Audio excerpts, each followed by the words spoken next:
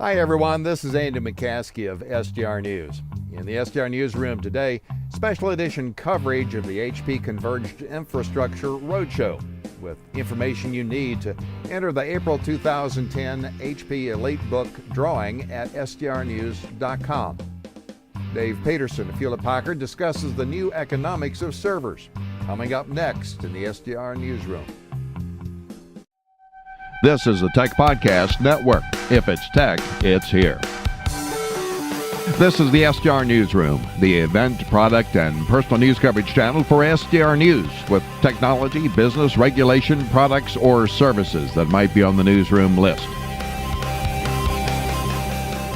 You can learn more on our Facebook fan page, listen on BlackBerry or iPhone through Stitcher, or check out the extra feature new iPhone app at the App Store. And of course, you can find us at SDRnews.com.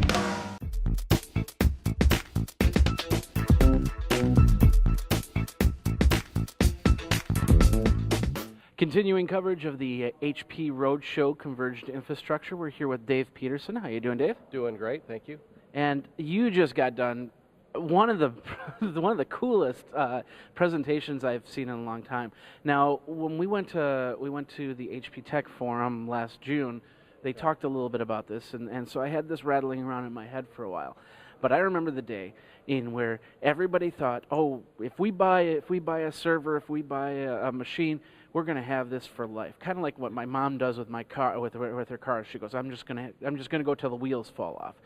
And of course, with systems nowadays, that is just not the case. You just lose a lot. What you called the 11-to-1 systems. Why don't you tell once again what that 11-to-1 system is? Okay, so the whole concept is from a few years ago, 3-4 years ago, there were the single core servers. The Xeon, when Xeon was introduced, some great stuff.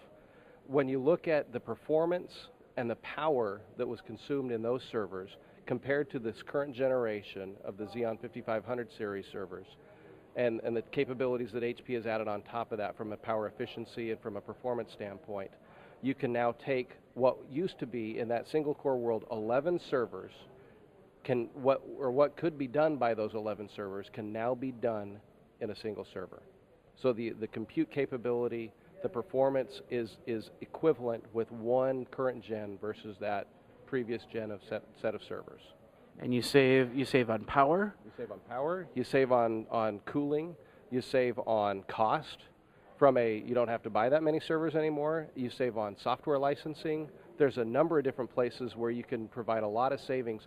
And even more astounding is that performance that you get out of this current gen of servers, you're getting for less energy than you would have even one of those servers in the olden days.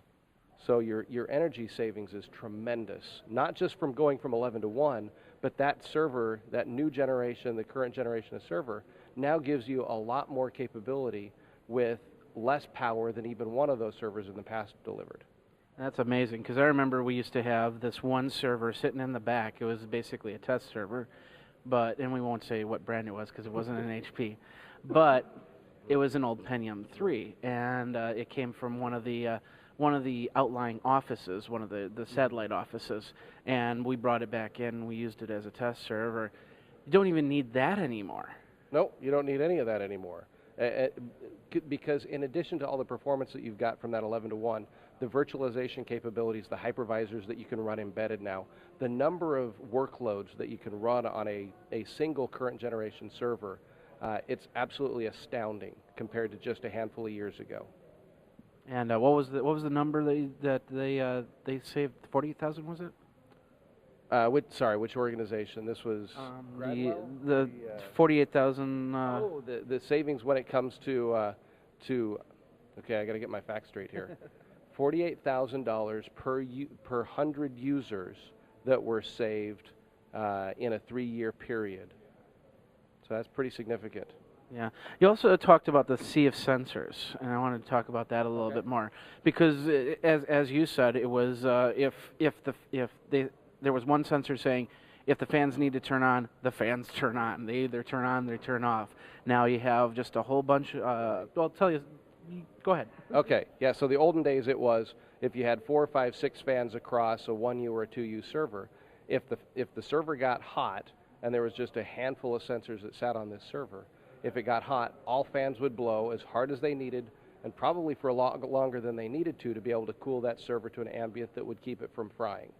Now with CS sensors, we have up to 32 thermal sensors set all over the different parts of the motherboard to detect temperature increases, and very targeted now and strategic sensor data is sent to the fans so that only the fan block that's specific to an area, to a zone, if you will, of that motherboard will spin up and will only cool as much as it needs to for as long as it needs to bring that temperature back down to where it's rational, if you will, so that the rest of the fans never spun up more than they needed to. And so you're saving a lot of money and a lot of energy by not blowing all the fans at full speed all the time. You can be very targeted about how how the fan speeds are alternated to handle the temperature differentials. Now, when you present this to the masses out there, is there anything that somebody's come up and said, "Wow, I just can't believe that we're doing this," or just kind of blowing their mind? You know, one of the things that floors people, and it was something that Duncan covered early in the day, and that Uta talked about, is this virtual connect technology. The ability, you know, everybody's heard about virtualized servers, very cool technologies, now pretty common, but virtualized networking and being able to have that flex fabric that HP's talking about in the converged infrastructure, that capability to have a wire once environment where one cable goes in, and you don't have to then go recable based on VLAN changes or media changes or whatever else. That technology blows people away and just floors them and makes them excited about the ability to have a very flexible environment. I apologize. So that flex fabric, the virtual connect infrastructure, really gives them that ooh, wow feeling and makes them go, wow, this is really something that when I can virtualize my servers, now I can virtualize my networking, and in addition being able to virtualize the storage, that really gives me that capability to do what HP's been talking about from a converged infrastructure story standpoint. That's amazing. Just it's blowing my mind, you know, being a former IT administrator myself, getting out of that game, and like I said, I want to go back in that game. It's gotten pretty cool nowadays. It really is. It's a fun place to be. The industry continues to change at a faster pace every year. The technologies continue to change. It's fun to be part of HP and to see the changes that are coming to the industry to make life better for all of us. Perfect. Dave Peterson, thank you very much. My pleasure. Thank you, Jeffrey. For the HP Roadshow, this is Jeffrey Powers with the Tech Podcast Network.